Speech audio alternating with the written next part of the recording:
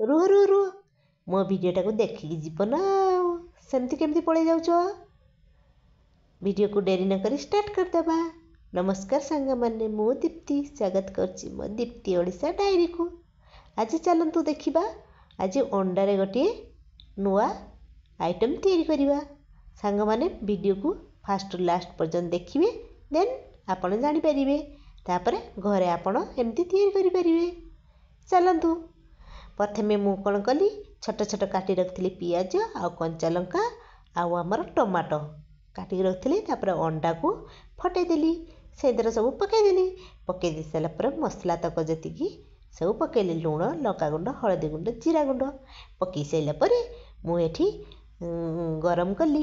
ଗରମ କରିଦେଇ ସାରିକି ତେଲ ଟିକେ ପକାଇଦେଲି।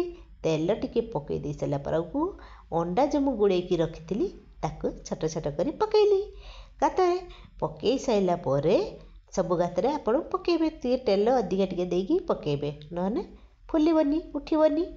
ପକାଇ ସାରିଲା ପରେ ମୁଁ ଢାଙ୍କୁଣି ଦେଇଦେଲି। ଢାଙ୍କୁଣି ଦେଇ ସାରିଲା ପରେ ଗୋଟେ ସାଇଡ଼୍ ହେଇଯାଇଛି। ଢାଙ୍କୁଣି ଖୋଲିଲା ବେଳକୁ ଦେଖ ଗୋଟେ ସାଇଡ଼୍ ହେଇଯାଇଛି, ଆଉ ଗୋଟେ ସାଇଡ଼୍ ଆପଣ ନଉଟେଇ ଦେବେ। ନଉଟେଇ ଦେଇ ସାରିଲା ପରେ ଟିକେ ଢାଙ୍କୁଣିଟାକୁ ଦେଇଦେବେ। ଦେଇ ସାରିଲା ପରେ ପୁଣି ଢାଙ୍କୁଣି ଖୋଲିଲା ପରେ ପୁରା ରେଡ଼ି ହେଇଯାଇଛି। ଦେଖନ୍ତୁ କେତେ ସୁନ୍ଦର ଭାବରେ ଫୁଲିକି ରହିଛି ହେଲା। ଦେଇକି ଆପଣ ବାହାରକୁ ଖୋଲିଦେବେ। ଖୋଲିଦେଇ ସାରିଲା ପରେ ଏପଟେ ତେଲ ଗରମ କରି ନେଇଯିବେ। ତେଲ ଗରମ କରିଦେଇ ସାରିଲା ପରେ କାଟିକି ରଖିଥିବେ ପିଆଜ ଆଉ ଅଦା ରସୁଣ ଛେଚା ତାକୁ ପକାଇଦେବେ। ପକାଇ ଦେଇ ସାରିଲା ପରେ କାଟି ରଖିଥିବେ ଟମାଟୋ ତାକୁ ପକାଇଦେବେ। ପକାଇ ଦେଇ ସାରିଲା ପରେ ମସଲା ତକ ପକାଇବେ, ହଳଦୀ ଗୁଣ୍ଡ, ଲଙ୍କାଗୁଣ୍ଡ, ଜିରା ଗୁଣ୍ଡ, ଗରମ ମସଲା, ଚିକେନ୍ ମସଲା ପକାଇଦେବେ। ଆପଣ ଚାହିଁଲେ ତେଜପତ୍ର ପକାଇ ପାରିବେ, ନ ପକାଇଲେ ନାହିଁ।